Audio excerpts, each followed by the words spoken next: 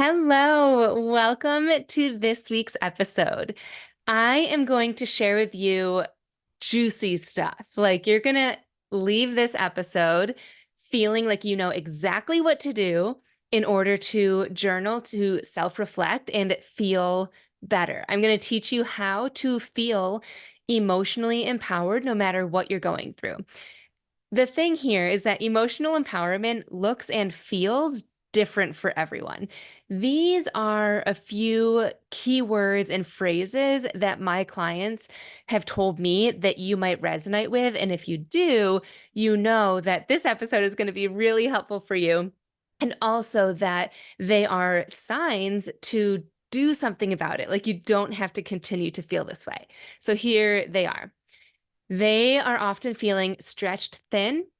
They are reacting inappropriately or over dramatically. This is like they tell me that they are just yelling at their kids and they don't want to. Like, internally, they're like, why am I overreacting? Or to their partner, they feel like it's like an out of body experience where they're reacting like way more harshly than they want to, and they don't know why.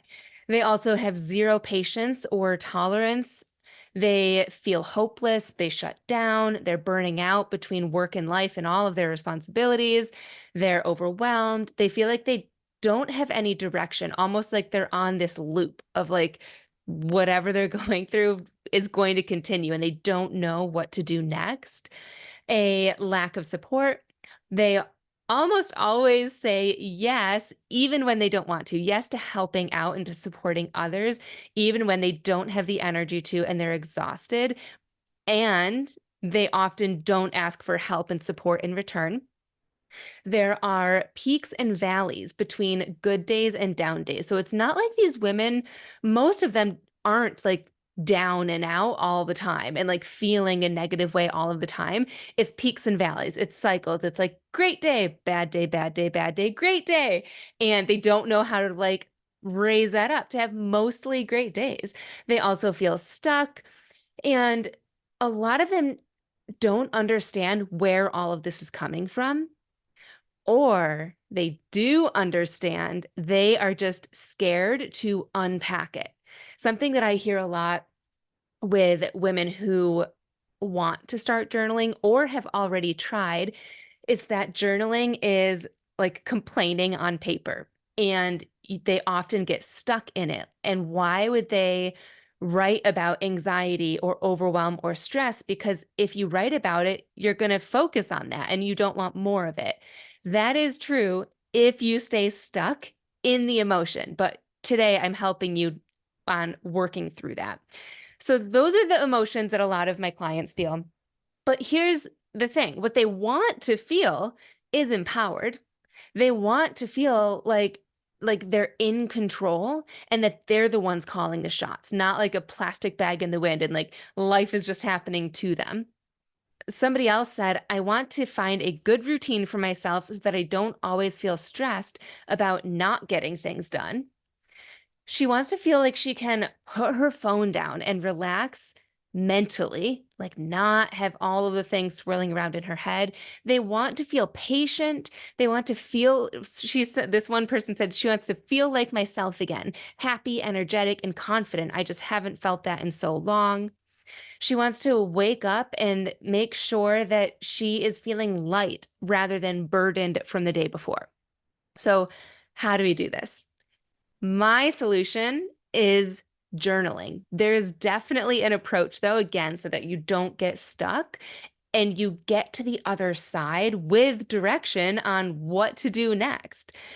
I was listening to a podcast episode this morning, and Brendan Burchard says this: journaling is one of the most dramatic ways to increase someone's self awareness, self acceptance, and self confidence and leadership capability, including opportunities for promotion, to be able to manage more and grow their income. Crazy. Like, I know journaling is super effective and the ripple effect of it is just insane.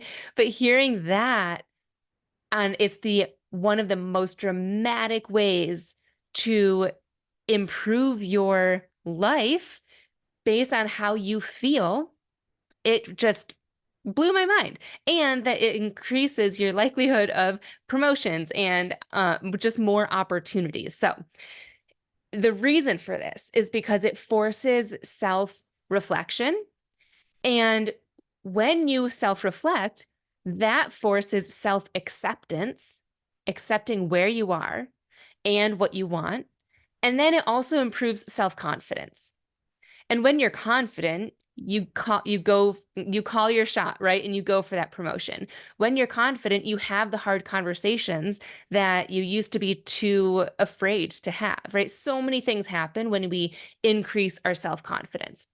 Here's two examples of when people don't reflect what happens then. So picture this. One is a dad or a mom that says they want to be a good mom or they want to be a good dad, but they don't ever reflect on past relationships or past experiences that they've had with their child that didn't maybe go as planned, didn't go as well as they hoped that it would. Or a different example, somebody wants to be a great manager, but they never reflect on their last two roles in their position or last two jobs, whatever it might be. They want more for their life, but yet they never reflect on what's working right now and what's not working and what they actually want versus what they want based on expectations or societal norms or what they think their family wants them to have, right? Crazy. So here's some examples of like if somebody does self-reflect, they are able to like create a new life for them and stop generational cycles, to finally feel abundant, to improve their relationships, to finally stand up for herself, not just like find her voice, but use it. I have been told this, and I see quotes about this, but a lot of times when you do self-reflect, you'll hear from people, you've changed. And it's like, yeah, that's the whole point, is that we wanted to change. So thank you. It makes other people uncomfortable, but it brings out a new side of you. So let's get into how we actually self-reflect in our journals. Tip number one is do an emotional brain dump. This is, and also pro tip, I recommend doing this in like Google Docs where you can type it out, especially if this is your first time journaling. A lot is going to come up, good and bad and in between. But when so many things are coming up and you have never journaled before, I think it's easier to type it out, to acknowledge all the things. And there's a huge benefit of actually writing in that it takes a longer time to write something than to type something. And in doing so, it slows down our brain so that we can actually process it as we're writing. We can have these like aha moments and like different questions to ourselves while we're writing. But again, if this is your first time and or you just have a lot going on, type it out and do a brain dump, meaning just think of all the different areas of your life. Think of people, situations, goals that you might have, and just write down anything that comes up. Or you can prompt yourself with, how am I feeling about this? Or what's happening in my world in regards to this? So work, hobbies, money, relationships, goals, all the things. Second, pick out key triggers to work through. When you do your emotional brain dump, there will be some trends, most likely. And you can find them by then, just you don't have to read everything that you wrote, but just kind of browse and see like, are there any words that you use a lot? Like, do you mention the word overwhelm in like every single area that you just wrote about? Or are you feeling stressed? Like a lot of the things that you wrote are, I'm so stressed about this, or this makes me feel stressed, something like that. Or maybe while you were typing or writing, you uncovered something that just gives you a pit in your stomach, or you just uncovered something and you can't stop thinking about it. Like you're just wondering why it happened or why you reacted that way. So many different things. So if you just can't stop thinking of like, wow, I did not ever think about it in this way, what does this mean? So pick out key words or triggers, these bigger emotions that you've repeatedly said. Through your emotional brain dump, you can work on all of it. But what's overwhelming for a lot of people is feeling like they need to work on all of it right away. And you don't, because that is way too much to do. But also, it's like dominoes. And if you can pick out these key triggers, key emotions that you're feeling, and work through one of them, the next one becomes a little bit easier to work through. And the next one becomes a little bit easier. And then some of them just go away. You're just not stressed anymore about this particular area of your life because you already worked through the overwhelm in this other area of your life. So you don't need to work through all of it. Just pick those key things. And then of those, just pick one. We're just going to work on one. Okay. With those two tips alone, I was just telling my friend this yesterday, and I checked in with her this morning and I said, "How did your brain dump go?" And she said, "It felt so good. It was such a relief to get it out there, and it doesn't feel triggering anymore. I feel like I can control what I write about and release it." Oh, that was like a breath of fresh air to listen to read.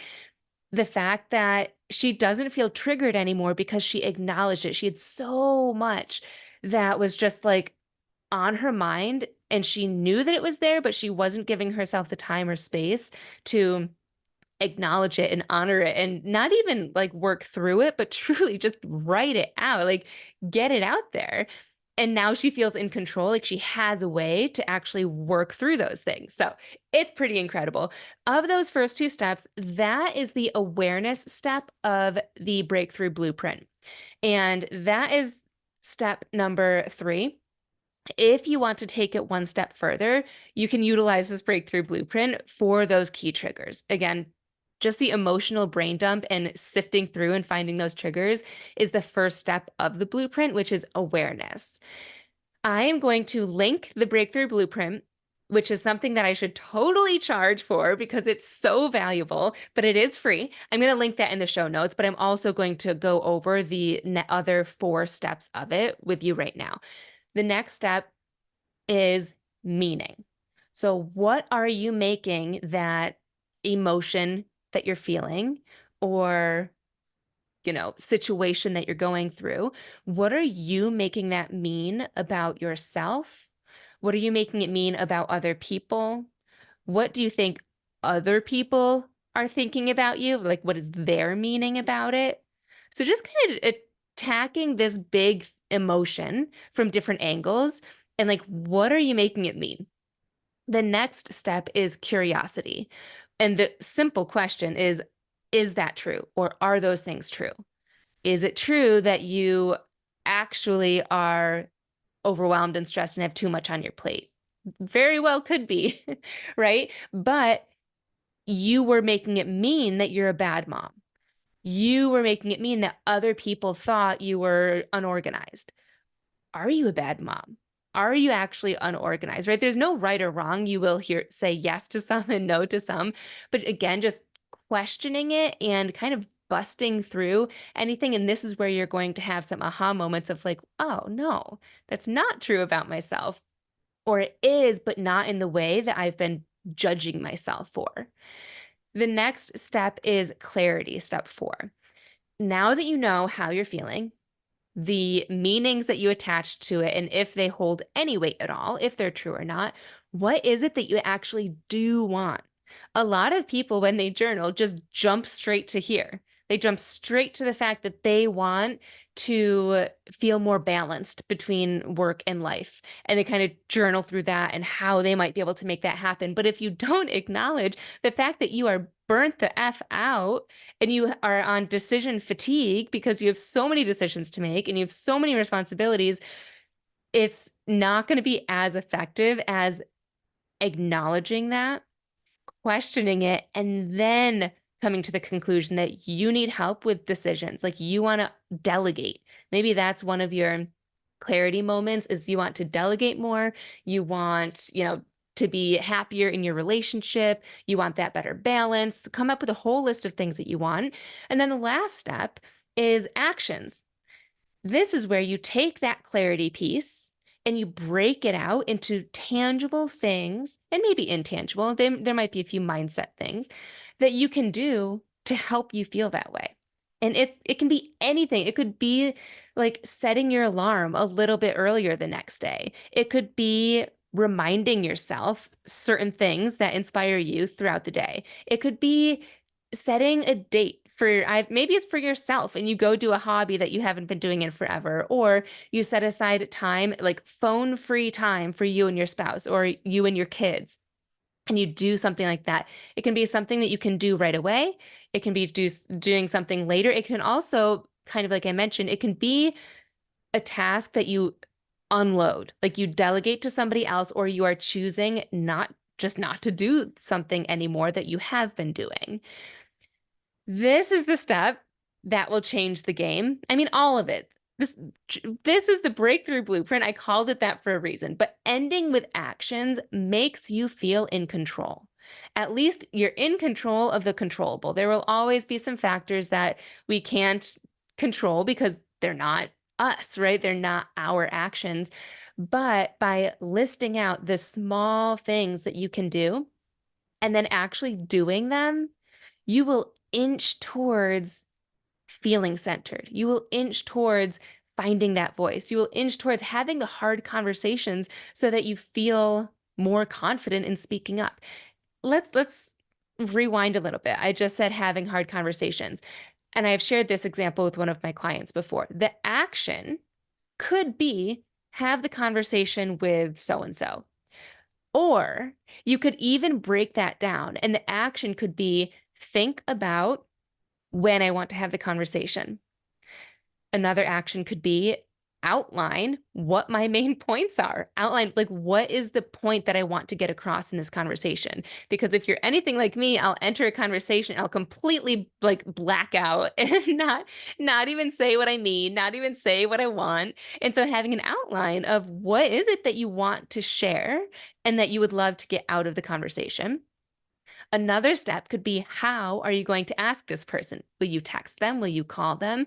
Will you write them a letter? I've talked a little bit about that on previous episodes. So you can break down, like, it seems like a simple task to have the conversation, but even that can be overwhelming to the point where you won't do it. So how can you break it down? And maybe today you make the outline.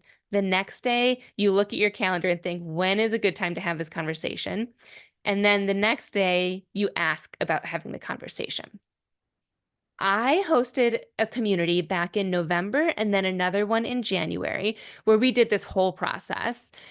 But we took it a step further to identify stories that we kept telling ourselves, like, I'm always stressed, or my life is chaotic with 3, 4, 5 kids, one kid even.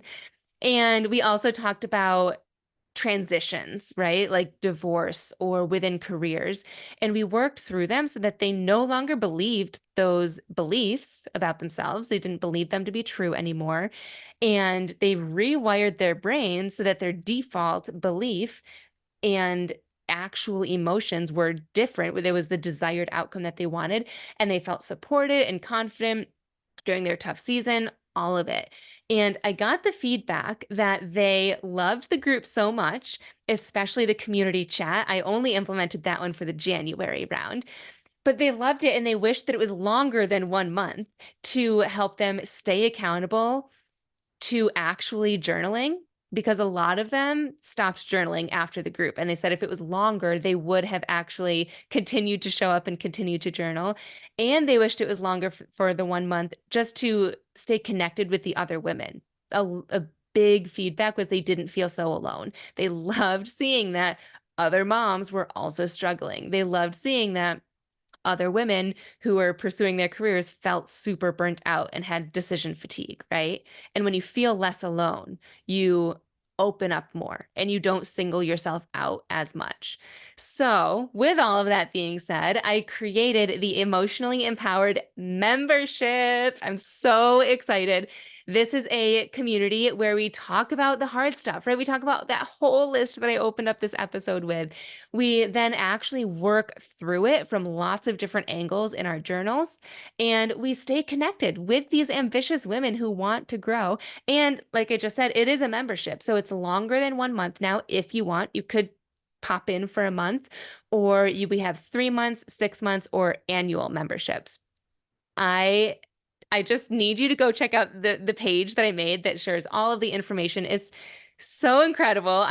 Inside Emotionally Empowered, we are going to be having journal prompts, and these are personalized. The difference between emotionally empowered and private coaching with me is that with private coaching, it's on the spot, and I know your exact situation and what you're going through, and I give you very specific prompts. But inside Emotionally Empowered, the community chat is open 24/7, and you can message within the portal, but you'll have the opportunity to share what you're going through and what your obstacles are, and I will be able to then create journal prompts specific to you guys. So I don't even have like a list of what I'm going to be posting about on Mondays and Tuesdays and Wednesdays. It is completely catered to the group. So it's definitely a cheaper option than working privately with me while still getting that individualized attention. That was another piece of feedback, is that the women felt like I responded as if it was a one-on-one, even though it was in a group setting. I know that you'll feel that too. But I'll link the website again for you to check out in the show notes. We officially kick off on May 1st. And in my head, I'm like, this is going to be a celebration. We are doing something to celebrate on May 1st. And I was even thinking, for those who sign up early, like within the next couple of days, I almost want to like get a confetti popper and like send them to the people who sign up, or something to celebrate. I don't know. And if you are able to sign up by Friday, April 26th, that is my birthday, and you will receive my journal prompt archive if you don't already have it. That is 100 journal prompts split up by emotional goals like overwhelm, self-sabotage, communication, what to journal about on the good days, how to better understand yourself, all of the things, 100 prompts for that. So that is two fun bonuses that I'm doing through April 26th. Feel free to check it out. Ask me any questions. You can send me a DM at samantha.s.says. I'm an open book and would love to chat about it with you. Also, I feel like the last few episodes I've been mentioning Brendon Burchard. And it's because I've been listening to his podcast episodes through the Growth Day app. So I'll share a link to that too, because I've gotten some questions about all of the things that I mentioned that he's said. So I'll share a link to that. But besides all of the links, thank you so much for tuning in. I really, really hope that you do the emotional brain dump and that you pick out those key triggers and even use the breakthrough blueprint to work through an emotion, because I truly believe that once you experience the positive feeling and the shift from journaling, you won't go back. Like, you just need to experience it, and then you're in, and it's just going to feel so amazing. So I really hope that for you. Thank you for tuning in, and I will see you next week.